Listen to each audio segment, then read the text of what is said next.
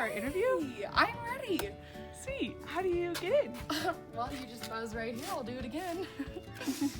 How long do you usually wait? Usually a while. You might want to go ahead. Okay, so how are you? I'm great. Great. What country are we in? We are in Ecuador.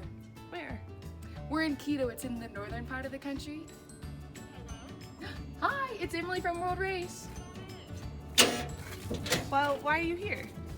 I am here on this thing called the World Race. I am leading a 3-month mission trip here for college-age students. What do y'all do when you're here? Well, here we're actually partnering with 2 different ministries. One of them is called Panda Vida, and it's a food program helping Venezuelan refugees and then also just local Ecuadorians. And the second is called Camp Hope, and it's a care center for people with special needs. Oh, sweet. Well, who are these people? These are some of my squad mates. We all live here together. And you do these things for 3 months? No, so we're actually only here in Ecuador for a month and a half, and then the second half of the trip we're going to a different country. Sweet. So, more squad mates. Who's your favorite? I can't answer that question. So, how many people do you actually live with? 20 people. It gets a little crazy sometimes. What's the hardest part? Well, I'm a hardcore introvert, so you can imagine how hard it is to get some alone time. What's the best part? You can always find someone to play a card game or go on an adventure. Who's this? This is Alex! Hi, Alex. Oh, that's a nice tattoo. Where'd you get it? I actually got it here in Ecuador. Wow, Emily, do you have tattoos? No, I do not. How do you feel about tattoos? Tattoo is way too big of a commitment. Follow me. This is the kitchen. Well, what have you learned most living in community? I've learned that love is a choice, not always a feeling. What have you learned about yourself? That I'm really bad at that sometimes. Okay, well, what else do you focus on besides community? The vision of the World Race is building kingdom through mission, intimacy, and community. What does intimacy mean? Intimacy is just seeing God more and more like a person and building a relationship with Him. Okay, sweet. So, what does a normal day look like for you? Well, I usually wake up, I make myself a cup of coffee, do my quiet time, we walk to ministry, spend time at ministry, walk home, then we have dinner together as a squad, and then we have team time. Oh, well, what do you do every morning? Well, first I make myself a cup of coffee. Would you like one? Sure. Awesome. And then I spend some time with the Lord. Well, I heard you weren't always a coffee drinker. That is true. I used to be a Coke addict. Why not anymore? Well, I actually lost a bet and couldn't drink Coke for a year, so. So, after kicking one caffeine habit, you found a new one. Yep, exactly right. Well, what about food? Have you tried anything interesting in Ecuador? I'm pretty picky, so I stay away from the super weird things, but they do have quite an interesting garnish for their soups. Which is? Popcorn. Ah. Well, who's this? This is Bobby. Bobby, what's it like living with Emily? What's it like? Delicious. Always. Emily, what do you love most about Bobby? Everything. He answered for me. Oh, so you know each other well. Yes, I actually, on my race, I lived here back in April. So this is your second time back here in Quito. Yes, it is. Did it feel familiar coming back? Yes, it was actually super weird being back here and walking the same streets and living in the same house when the last time I left I had no idea if I'd ever be back here again. Then what's something that you jumped right back into this time around? The metro buses. When you take the same thing every single day, it's kind of hard to forget. What's something that was new this time around? Well, this time I was actually partnering with different ministries than I was last time, and so that was a cool new adventure. Are you glad you got to come back here a second time? 100%. I love this host and this house. It's so different from other places I've stayed because they really do pour into every single person that walks into this place. How uniquely do they pour into your team? Well, they say the heart of the house is stewardship. So from making sure that you're cleaning off every single part of your plate to having different chores for cleaning the house, they make sure that each person kind of takes ownership with how they're impacting the community around them. here's a cup of coffee for you. Thanks. Could use it.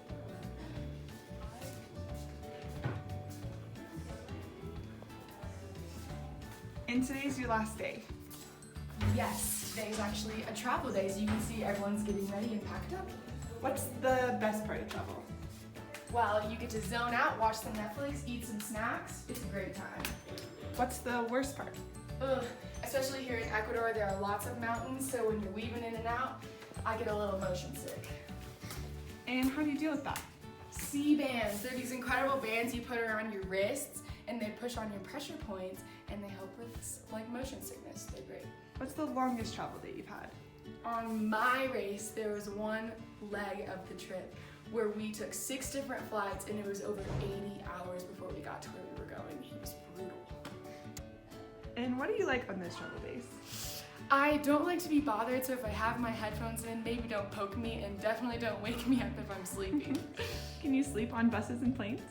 With the help of an eye mask, noise-canceling headphones, and melatonin. Well, speaking of what you're like, what are your love languages?